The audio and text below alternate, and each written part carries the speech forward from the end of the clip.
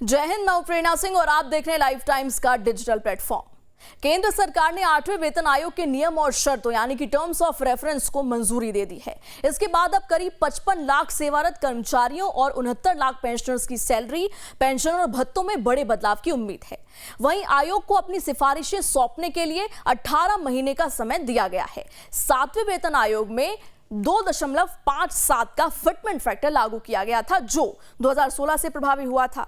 इसके तहत अगर किसी कर्मचारी की बेसिक सैलरी 15,000 थी तो वो बढ़कर 38,550 हो गई थी। 8वें वेतन आयोग के लिए केंद्रीय कर्मचारी यूनियनों और एसोसिएशन ने मुख्य रूप से फिटमेंट फैक्टर को बढ़ाने और न्यूनतम बेसिक पे में बड़ी बढ़ोतरी की मांग की है।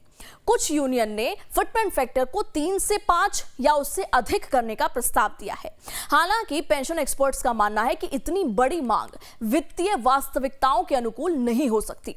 पेंशन एक्सपर्ट्स के मुताबिक आयोग न्यूनतम वेतन की गणना के तरीके में बदलाव कर सकता है। इसके लिए परिवार की उपभोग इकाइयों यानी कि कंजम्पशन यूनिट्स को 3 से बढ़ाकर 5 किया जा सकता है और फिटमेंट फैक्टर को 2.64 करने पर विचार किया जा सकता है। सैलरी में होने वाली अंतिम बढ़ोतरी इस बात पर निर्भर करेगी कि आयोग क्या सिफारिश करता है और सरकार किसे मंजूरी देती है। इसे आप अलग अलग उदाहरणों से समझिए। पहला उदाहरण 60% डीए के आधार पर। मान लीजिए किसी कर्मचारी की बेसिक पे 100 रुपए है। 60% महंगाई भत्ता यानी डीए मिलाकर उसकी कुल कमाई 160 रुपए हो जाती है। नए फिटमेंट फैक्टर के बाद अगर बेसिक पे दोगुनी होकर 200 हो जाती है तो मौजूदा 160 रुपए के मुकाबले उसकी प्रभावी सैलरी में करीब 25% की बढ़ोतरी होगी। दूसरा उदाहरण, जब फिटमेंट फैक्टर 3 होने पर अगर सरकार मौजूदा फिटमेंट फैक्टर को 2.57 से बढ़ाकर 3.0 कर देती है तो एंट्री लेवल की बेसिक पे में 15 से 20% से ज्यादा की बढ़ोतरी हो सकती है। इस स्थिति में 15,000 की बेसिक सैलरी सीधे 45,000 हो जाएगी। एक्सपर्ट्स का कहना है कि अगर सरकार कर्मचारी यूनियन की मांग से कम फिटमेंट फैक्टर भी रखती है तो भी सरकारी खर्च में बड़ी बढ़ोतरी होगी और कर्मचारियों को अपनी सैलरी में एक सम्मानजनक उछाल देखने को मिलेगा। तुलना के लिए, कंपैरिजन के लिए 7वें केंद्रीय वेतन आयोग ने सबसे निचले स्तर के कर्मचारियों की न्यूनतम सैलरी को बढ़ाकर 18,000 प्रति महीने किया था। इसके साथ ही नई भर्ती वाले क्लास 1 अधिकारियों की सैलरी को 56,100 रुपए तय किया गया था। इसकी वजह से 1 जनवरी 2016 से कुल सैलरी और पेंशन में 14.29% की कुल बढ़ोतरी दर्ज की गई थी। राज्यों का दौरा कर रही है 8वें वेतन आयोग की टीम। जी आपको बता दें कि वर्तमान में 8वां वेतन आयोग अलग अलग राज्यों का दौरा कर रहा है।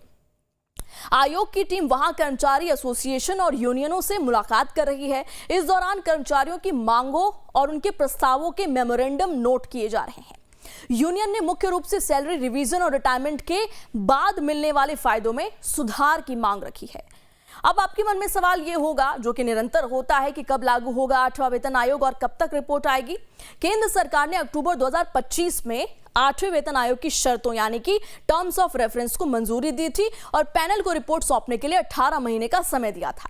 हालांकि 7वें वेतन आयोग की जगह 8वें वेतन आयोग को 1 जनवरी 2026 से लागू मान लिया गया है, लेकिन आयोग को अपना काम पूरा करने में करीब 18 महीने का समय लगने की उम्मीद है।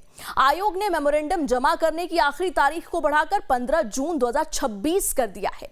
इसके बाद सभी हितधारकों यानी कि स्टेक होल्डर्स के सुझावों की जांच की जाएगी और अंतिम सिफारिशें तैयार होंगी। कर्मचारी संगठनों का कहना है कि अगर रिपोर्ट जून-जुलाई 2027 तक सौंपी जाती है तो सरकार पर एरियर यानी बकाया देने की देनदारी काफी बढ़ जाएगी। सिफारिशें स्वीकार और लागू होने के बाद केंद्र सरकार बीच की अवधि का पूरा एरियर कर्मचारियों को देगी। फिलहाल कर्मचारी संगठन ज्यादा मल्टीप्लायर और बेहतर रिटायरमेंट फायदों के लिए दबाव बना रहे हैं, जबकि एक्सपर्ट्स का कहना है कि अंतिम फैसला देश के वित्तीय हालातों को देखकर ही लिया जाएगा। अगर आपके मन में कोई क्वेरी है तो हमें कमेंट सेक्शन में जरूर बताएं और इस वीडियो में इतना ही। मुझे दीजिए इजाजत। जय हिंद, नमस्कार।